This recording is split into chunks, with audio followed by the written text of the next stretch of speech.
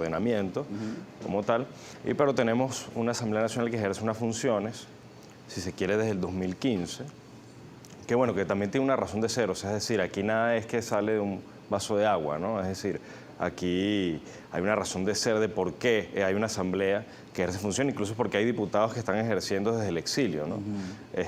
Y bueno, te lo puedo responder simplemente con la existencia de lo que es el Consejo Legislativo de Bielorrusia, que data en 1920 y que despacha desde Canadá, por ejemplo, ¿no? Y tiene mucho que ver con el establecimiento, la ruptura del hilo constitucional.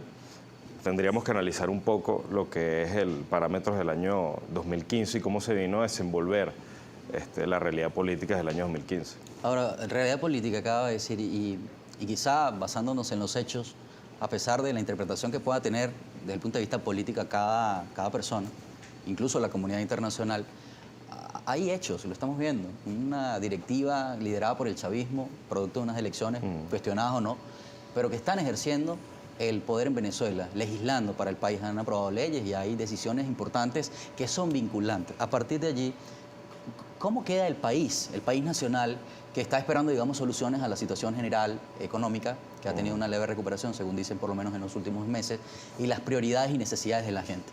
Bueno, ahí hay un tema interesante, ¿no?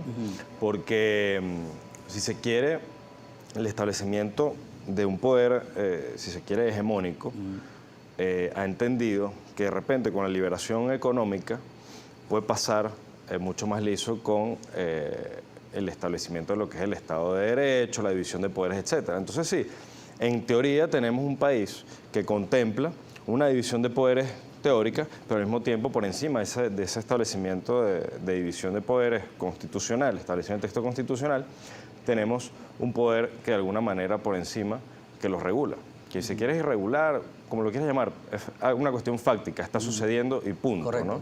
En este punto, bueno, nos encontramos con esta realidad de esta Asamblea Nacional, con una mayoría del partido gobierno, si se quiere, y bueno, que sí, que ahorita está ejerciendo funciones de legislar, tiene también gobernaciones. Sí, haciendo cambios muy significativos. Sí. Por ejemplo, el tema del Tribunal Supremo de Justicia, que también está sobre la mesa por estos días, ¿no?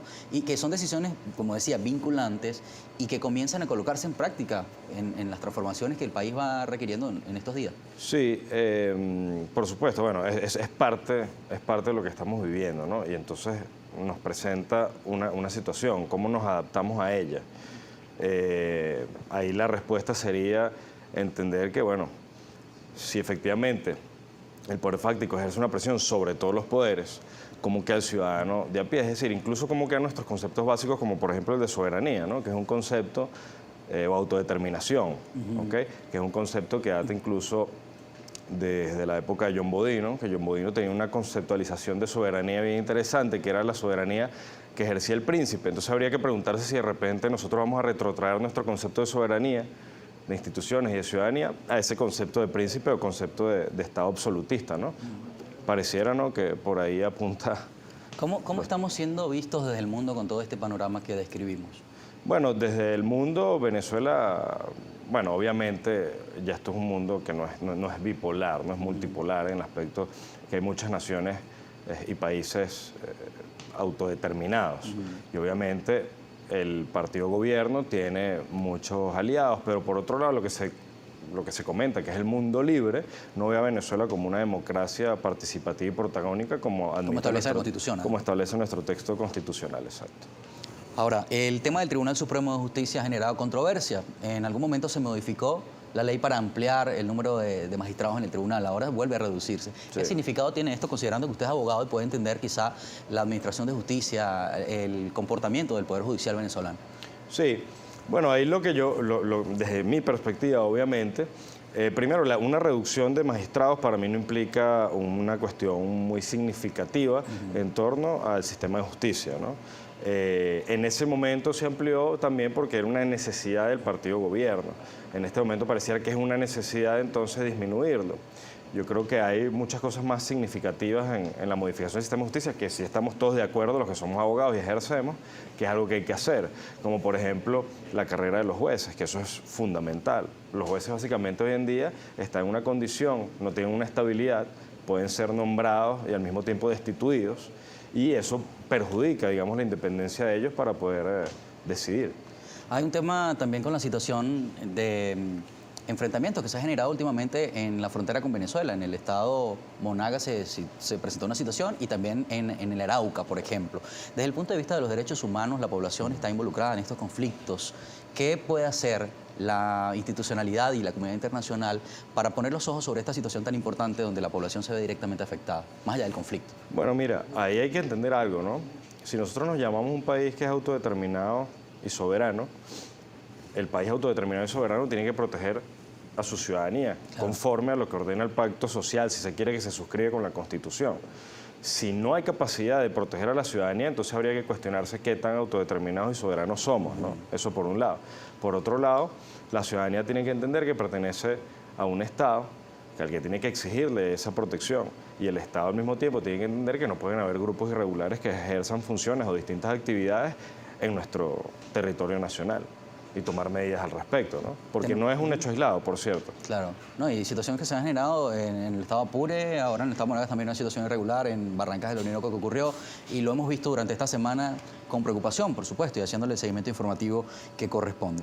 Abogado, vamos a hacer una pausa en la conversación. Cuando regresemos me gustaría, digamos, palpar un poco su opinión acerca de Barinas, un panorama también complejo. Se repiten las elecciones este domingo 9 en el estado de Barinas. Conversamos en esta parte del programa con el abogado Jesús Chure González, abogado, profesor de la Universidad Central de Venezuela. Hoy se instala la Asamblea Nacional en nuestro país, pero este próximo domingo 9 hay repetición de elecciones regionales en Barinas. Ya la situación la conocemos. La inhabilitación de Freddy Superlano, quien ganó al exgobernador Adán Chávez en ese proceso de elecciones. La posterior inhabilitación de su esposa y de otros dirigentes de la oposición que hacían vida en esta entidad, hasta que por fin el señor Garrido pudo ser el candidato. Mañas y artimañas los llaman algunos. ¿Cómo lo ve usted? Bueno, está muy vinculado con lo que te comentaba en el bloque anterior sobre el concepto de John Bodino sobre la soberanía, ¿no? El concepto que nosotros traemos, un concepto meramente institucional. De hecho, con estos juegos, básicamente el partido gobierno nos responde, ¿no? A los que estamos, digamos, si se quiere, el lado académico de la barra. Básicamente nos reconoce que no hay un Estado de Derecho porque... ¿Y la separación de poderes? Y la separación de poderes, etcétera, ¿no? O simplemente nos está diciendo, bueno, hay un nuevo modelo de soberanía que es ejercido por el príncipe, por el absoluto, etcétera, el ungido, lo que sea. Mira, y es bien interesante porque, en primer lugar, esta persona en particular, el candidato que salió electo, pudo ejercer su campaña, pudo ejercer su candidatura. En segundo lugar, al momento que iba a ser proclamado, viene un amparo constitucional del 29 de noviembre y ese mismo día viene la primera sentencia, que es la 78 de la sala electoral. Esto es interesante porque estamos hablando que es la misma sala electoral que nos debe todavía la sentencia de los diputados de Amazonas del 2015. 2015, correcto. Entonces, wow, o sea, es celeridad para algunas cosas es y increíble para la otras. celeridad que hay para estos casos en particular, porque te digo, el amparo constitucional fue el del 29 de noviembre y la primera sentencia, que es la que frena todo el proceso, es del mismo 29 de noviembre, ¿ok? Es decir, el mismo día que se introdujo el amparo constitucional. Después viene una segunda sentencia, que es la sentencia 79, que es la que ordena un nuevo proceso electoral en Barinas. ¿Cómo quedan los electores en Barinas? Aunado a que entonces se hace una segunda escogencia para mitigar un poco el efecto de lo que fue la sentencia y también la persona está inhabilitada. ¿Qué ganó las elecciones? No solo el que ganó las elecciones, sino la esposa del señor Superlano, que iba a ser el candidato a suplir, ¿no? O sea, una vez que se asume ya la sentencia, se manda un candidato a suplir y también está inhabilitado y se tiene que escoger un tercer candidato. Al mismo tiempo que el candidato del partido gobierno, bueno, se baja, actúa con algo, pienso yo, de dignidad y dice, mira, no, simplemente esta gente votó por algo que no quiere y bueno, yo me aparto, ¿no? Sí. Y bueno, y ahorita tenemos unas elecciones el día domingo y vale la pregunta que responder de la ciudadanía, si existe, que seguramente van a preguntar eso, si vamos a votar, ¿no? Porque de todos modos, si el partido gobierno, con esta nueva disposición de la estructura de poder, de cómo se articula la división de poderes y cómo se toman decisiones en base a eso por encima de los electores, vale la pena responder, entonces vamos a votar.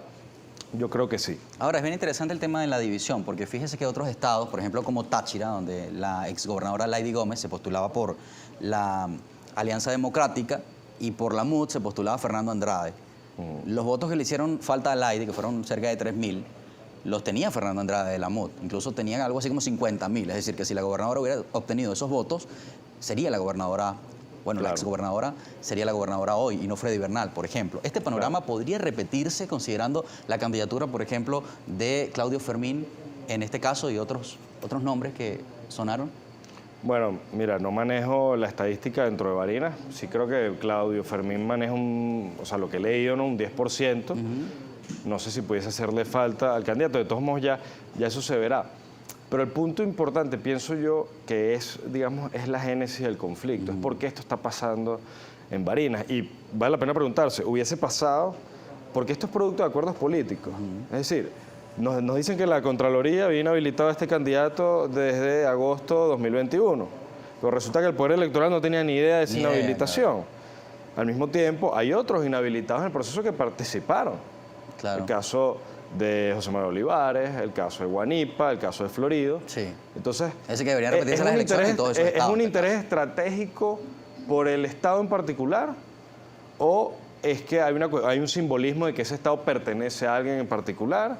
O bueno, simplemente es porque se vulnera el acuerdo político. Es muy interesante. En una respuesta de sí o no, rápidamente, para ir con los comentarios de la audiencia, ¿va a salir la población a votar? ¿Esto va a incentivar el voto o por el contrario va a propiciar la abstención? Mira, yo creo que la gente va a salir a votar, porque incluso la propia sentencia de la sala electoral le reconoce una votación superior al candidato Superlano. Correcto. Del 37%, si mal no me equivoco. En este sentido, quiere decir que sí hubo un proceso de control y sí hay un reconocimiento de lo que pasó. Lo que dice la sentencia es que es inelegible. Cuestión no está apto para ser electo. Sí, bueno, uno tiene sus diferencias con la reacción de la sala, obviamente, pero es lo que dice. Es lo que dice la sala. Vamos a ir con los comentarios de la audiencia. Preguntas, sugerencias, comentarios. Rosa. Seguir, hay muchísimas preguntas para nuestro invitado de esta mañana. Le pedimos, por favor, responder de forma precisa para poder dar oportunidad a más tweets. Vamos a iniciar de inmediato. El señor Juan Carlos Valerón le dice, buenos días, ¿cómo va a ser Venezuela un estado independiente autodeterminado con un sueldo de $2 que no cubre nada con la comida más cara del universo, las escuelas semidestruidas, los hospitales prácticamente sin nada? Entonces, le dice Juan Carlos Valerón. Sí, es perfectamente, bueno, más que una pregunta, parece una reflexión y es perfectamente lógica. Es verdad, cuando se somete a una población a la miseria es muy difícil que sea una población independiente y autodeterminada porque siempre va a depender de dádivas del Estado. Hay una pregunta del señor Javier Mercado. Él le pregunta lo siguiente. Los casos de corrupción del gobierno interino son escandalosos. ¿La Asamblea Nacional electa puede investigar? Sí, por supuesto. Obviamente, donde haya jurisdicción, donde se pueda abrir investigaciones, la Asamblea actual que ejerce conforme a las funciones constitucionales, si se quiere, producto de esta dualidad y la ruptura del hilo constitucional, puede investigar. Bien, hay una pregunta del señor Bolívar Divisa. Le dice, después de ver en Venezuela un Guaidó que dice llamarse presidente interino y controla desde Venezuela los millones en el extranjero con un poder judicial sordo y mudo, dígale al país con la mano en el corazón, ¿por qué está sucediendo esto? Bueno, esto está sucediendo producto de la ruptura de un hilo constitucional, producto del manejo irregular de las instituciones y hace que de alguna manera el Estado de Derecho sea vulnerado. Y al mismo tiempo, por cierto, los que pagan las consecuencias de esto, lo que paga la consecuencia de esto la consecuencia de esto es la ciudadanía, directamente producto de la violación sistemática de derechos humanos. Jesús, terminó el tiempo de la entrevista, pero agradecemos que haya tomado parte de su agenda para venir a Globovisión, sobre todo para ayudarnos a comprender este momento tan complejo que vive el país. Las asambleas nacionales, las elecciones de Barinas, atípicas, creo que hace mucho tiempo que no se repetían elecciones en el país. Sí. Amanecerá y veremos.